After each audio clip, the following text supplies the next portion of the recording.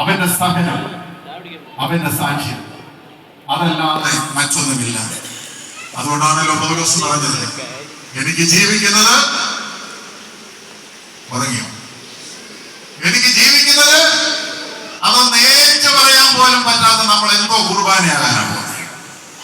പ്രിയരെ, ശബ്ദമുയർത്തി പറ, പൗലോസിനെ പോലെ എനിക്ക് ജീവിക്കുന്നത് ക്രിസ്തു, അത് സാക്ഷിക്കാനാണ് കുർബാനയെ കുറിച്ച് പഠിച്ചിട്ട് പുറത്തോട്ടിറങ്ങേണ്ടത്. ലോകം നമ്മെ നോക്കുമ്പോൾ ക്രിസ്തുവിനെ കാണും. ലോകം നമ്മെ നോക്കുമ്പോൾ ദൈവരാജ്യത്തിന്റെ സാക്ഷ്യം, നീതി, സമാധാനം, പരിശുദ്ധാത്മാവിൽ സന്തോഷം, ഇത് സാധ്യമാക്കുന്ന ഒരു ജീവിതക്രമത്തിലേക്ക് പ്രവേശിപ്പാനാണ് വിശുദ്ധ കുർബാന ആഹ്വാനം ചെയ്യുന്നത്. മറ്റൊരു രീതിയിൽ പറഞ്ഞാൽ വിശുദ്ധ കുർബാന സംസർഗത്തിൽ നിന്നും സാക്ഷ്യത്തിലേക്കുള്ള ഒരു ചുവടുമാറ്റം. അപ്പം കഴിച്ച് തൃപ്തിപ്പെട്ട് മടങ്ങേണ്ട കൂതാശയല്ല. It is a movement. സംസർഗത്തിൽ നിന്ന് സാക്ഷ്യത്തിലേക്ക്, ദൗത്യത്തിലേക്ക് മാറേണ്ടതായിട്ടുള്ള ഒരു സംഗതി. നമുക്കിന്ന് ബോധ്യമൊക്കെ ഉണ്ടോ? ക്രിസ്തു ഉണ്ടോ എന്നൊന്ന് ഉറക്കെ ചോദിച്ചാൽ സംശയിക്കുന്ന പാർട്ടികളാണ്. കുർബാനയാകാമെന്നൊക്കെ ഇങ്ങനെ കൈവൊക്കെ സമ്മതിച്ചത്. തിരുമേനി അധ്യക്ഷ പ്രസംഗത്തിന്റെ അവസരത്തിൽ നിങ്ങൾ വിശ്വസിക്കുന്നോ ഇല്ലയോ എന്ന് ചോദിച്ചു. ഒന്ന് രണ്ട് കൈ വിശ്വസിക്കുന്നോ എന്ന് ചോദിച്ചപ്പോഴും പോകി, വിശ്വസിക്കുന്നില്ലയോ എന്ന് ചോദിച്ചപ്പോഴും അറിയാതെ പോയി. നമുക്ക് അത്രയേ ഉള്ളൂ. നമ്മുടെ ഒരു കൺവിക്ഷന്റെ ഒരു പാപ്പരത്വമാണ് ഇതൊക്കെ കാണിക്കുന്നത്. യേശു കർത്താവ് വാസ്തവമായി ജീവിച്ചിരുന്നുവോ? പന്തലിന് കീഴിൽ എല്ലാവരും കൈപൊക്കി ജീവിച്ചു എന്ന് പറയും. നിന്നെ അല്പം അലോസരപ്പെടുത്തുന്ന ഒരു പരിസരത്തിൽ നിന്നോട് ചോദിച്ചാൽ ചിലപ്പോൾ പറയാം ഉണ്ടായിരുന്നോ, അറിയത്തില്ല, ഒന്ന് നോക്കട്ടെ, അല്ലെങ്കിൽ അച്ഛനോടൊന്ന് ചോദിച്ചിട്ട് പറയാം. ഇങ്ങനെയൊക്കെ പറയുന്നതായിട്ടുള്ള സാഹചര്യങ്ങൾ. ചില ബോധ്യങ്ങളിൽ ഉറക്കണം പ്രിയരെ. യൂക്കറിസ്റ്റ് അതിനുവേണ്ടിയുള്ള ഒരു ആഹ്വാനമാണ്. ഞാൻ വാക്കുകളെ നിർത്തട്ടെ. ദൈവരാജ്യത്തിന് വേണ്ടി, യേശു ക്രിസ്തുവിന് വേണ്ടി സാക്ഷ്യം പറയാനാണ് ദൈവം നമ്മെ വിളിച്ചിരിക്കുന്നത്. രണ്ട് കാര്യങ്ങളാണ് പൗലോസ് അവസാന നാളുകളിൽ പറഞ്ഞത്. ദൈവരാജ്യത്തെ കുറിച്ചും യേശു ക്രിസ്തുവിനെ കുറിച്ച്. നിങ്ങൾക്കറിയാമോ അപ്പോസ്തല പ്രവൃത്തി എങ്ങനെയാണ് അവസാനിപ്പിക്കുന്നത്? 28 അധ്യായങ്ങളാണുള്ളത്. 28-ാം അധ്യായത്തിന്റെ 31-ാം വാക്യമാണ് അതിന്റെ കൺക്ലൂഷൻ. അവിടെ എഴുതിയിരിക്കുന്നതായിട്ടുള്ള വാക്യം എത്ര അർത്ഥഗർഭമായിട്ടുള്ള ഈ വാക്യമാണ്. അവിടെ പറയുന്നു, പൂർണ്ണ പ്രാഗൽഭ്യത്തോട് വിഘ്നം കൂടാതെ ദൈവരാജ്യത്തെ കുറിച്ച് പ്രസംഗിച്ച് കർത്താവായ യേശു ക്രിസ്തുവിനെ കുറിച്ച് ഉപദേശിച്ചു പോന്നു. അത് പറഞ്ഞ അപ്പോസ്തല പ്രവൃത്തി അവസാനിക്കുന്നു. സാധാരണ രീതിയിൽ ആമീൻ പറഞ്ഞ് പല പുസ്തകങ്ങളും അവസാനിക്കുന്നുണ്ട്. ബെനഡിക്ഷൻ പറഞ്ഞ പല പുസ്തകങ്ങളും പുതിയ നിയമത്തിൽ അവസാനിക്കുന്നുണ്ട്. അപ്പോസ്തല പ്രവൃത്തി അവസാനിക്കുന്നത് ആമീനിലല്ല. അപ്പോസ്തല പ്രവൃത്തി അവസാനിക്കുന്നത് ആശീർവാദത്തിലല്ല, പൂർണ്ണ പ്രാഗൽഭ്യത്തോടും വിഘ്നം കൂടാതെ ദൈവരാജ്യത്തെ കുറിച്ചും ക്രിസ്തുവിനെ കുറിച്ചും അവർ പ്രസംഗിച്ചു പോന്നു. കണ്ടിന്യൂസ്. പ്രിയരെ, ആ തുടർച്ചയ്ക്കാണ് കുർബാന സമൂഹത്തെ ഈ കാലഘട്ടത്തിൽ ആക്കിയിരിക്കുന്നത്. We have a responsibility. Convention കഴിയും, ഓരോ കുർബാനയും 4-ാമത്തെ റൂഷ്മയിൽ അവസാനിക്കും. സ്റ്റിൽ ഈ ഒരു ശുശ്രൂഷയുടെ തുടർച്ചയ്ക്ക് ദൈവം നമ്മെ ആക്കിയിരിക്കുന്നു എന്നുള്ള ഉത്തമ ബോധ്യത്തോടെ ഈ കൺവെൻഷനിൽ നിന്ന് മടങ്ങുവാനായിട്ട് ഇടയായി തീരേണ്ടത് ആവശ്യമാണ്. ഈ തുടർച്ച നൽകേണ്ട ഉത്തരവാദിത്വം കുർബാന സമൂഹത്തിനാണ്. ജീവിതം കൊണ്ട്, സാക്ഷ്യം കൊണ്ട് അത് പറയാനായിട്ട് സാധിക്കണം. 24-ാം വാക്യം കൂടി പറഞ്ഞ് ഞാൻ നിർത്താം. സുന്ദരമായിട്ടുള്ള ഒരു വാക്യമാണ്.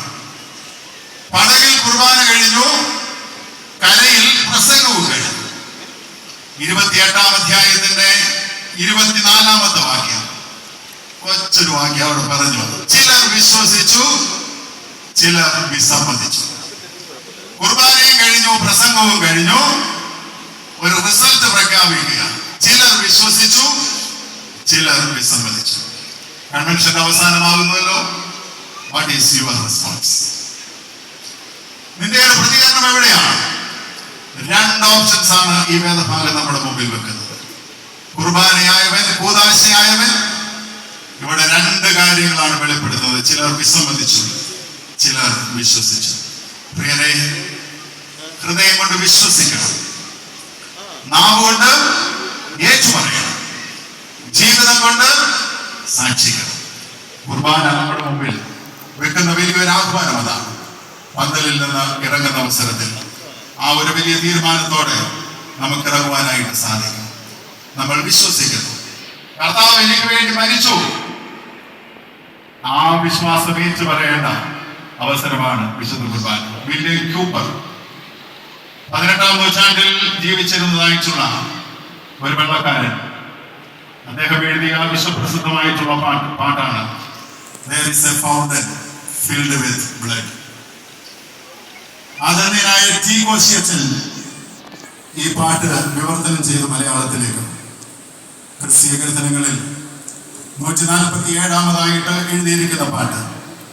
ഇമ്മാനുവേൽ തൻ ചങ്കതിൽ നിന്നൊഴുകും രക്തം. അതിന്റെ 2 സ്റ്റാൻസ വളരെ എന്നെ സ്വാധീനിച്ച 2 സ്റ്റാൻസാസ് ആണ്. അതിലൊന്നിൽ പറയുന്നു, എൻ പേർ യേശു മരിച്ചെന്ന് ഞാൻ വിശ്വസിക്കുന്നു, പാപം എന്നിൽ നിന്ന് നീക്കാൻ രക്തം ചിന്തി യേശു. You believe. പൗലോസിന്റെ കുർബാനയും പ്രസംഗവും കഴിഞ്ഞപ്പോൾ ചിലർ വിശ്വസിച്ചു, ചിലർ വിസമ്മതിച്ചു.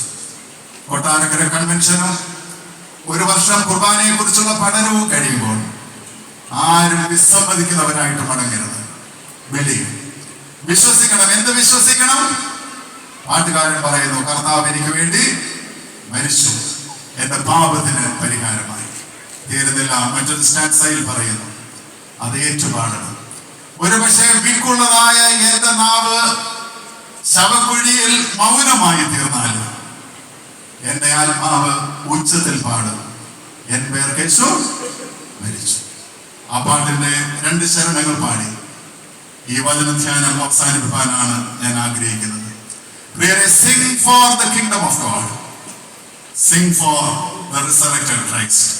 ഹൃദയം കൊണ്ട് വിശ്വസിക്കുന്ന, നാവ് കൊണ്ട് ഏറ്റുപറയുന്ന, ജീവിതം കൊണ്ട് സാക്ഷിക്കുന്ന ഒരു കൂട്ടം ആളുകൾ ഈ പന്തലിൽ നിന്ന് ഈ കൺവെൻഷൻ കഴിഞ്ഞ് പുറത്തേക്ക് പോകുവാനായിട്ട് ഇടയാകണം. പഠിച്ചവസാനിപ്പിക്കേണ്ട വിഷയമല്ല കുർബാന, പഠിപ്പിച്ച് അവസാനിപ്പിക്കേണ്ട വിഷയവുമല്ല. ദൈവരാജ്യത്തിനും യേശുക്രിസ്തുവിനും സാക്ഷ്യം പറയുന്ന ഒരു കൂട്ടത്തെ രൂപപ്പെടുത്തുന്ന അനുഗ്രഹീതമായിട്ടുള്ള ഒരു അർപ്പണമായി ഈ കൂദാശ ബലി അവസാനിപ്പാൻ ഇടയാകണം. പൗലോസ് 4 കാര്യം പറഞ്ഞു. ഓരോ വിശുദ്ധ കുർബാനയും പ്രതീക്ഷയാകണം. ഓരോ വിശുദ്ധ കുർബാനയും ജീവനെ പരിപോഷിപ്പിക്കണം. ഓരോ വിശുദ്ധ കുർബാനയും പാരസ്പരികതയെ ഉറപ്പാക്കണം. ഓരോ വിശുദ്ധ കുർബാനയും പ്രേക്ഷിത ദൗത്യത്തിനായി നമ്മെ ഒരുക്കണം. ദൗത്യത്തിലേക്കും സാക്ഷ്യത്തിലേക്ക് നയിക്കുന്ന അനുഗ്രഹീത അനുഭവമായി നമ്മൾ കുർബാന തീരുവാൻ ഇടയാകട്ടെ. ഗായക സംഘത്തോട് ചേർന്ന് നമുക്ക് ഏറ്റുപാടാം. എൻ പേർ യേശു മരിച്ചെന്ന് ഞാൻ വിശ്വസിക്കുന്നു.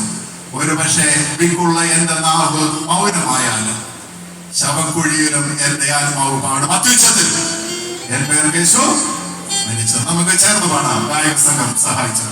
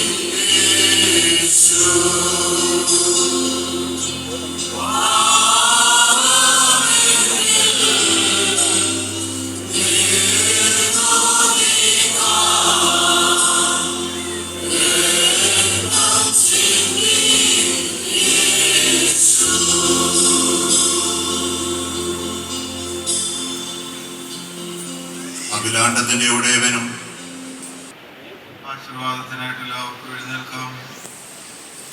ആകാശവും ഭൂമിയും സൃഷ്ടിച്ച കർത്താവിനാൽ പ്രിയരെ, നിങ്ങളെല്ലാവരും അനുഗ്രഹിക്കപ്പെട്ടവരാകുന്നു. ആത്മീയമായി ശുശ്രൂഷയിൽ ഒരുങ്ങി സംബന്ധിക്കുന്ന നമ്മെ ദൈവം അനുഗ്രഹിക്കട്ടെ.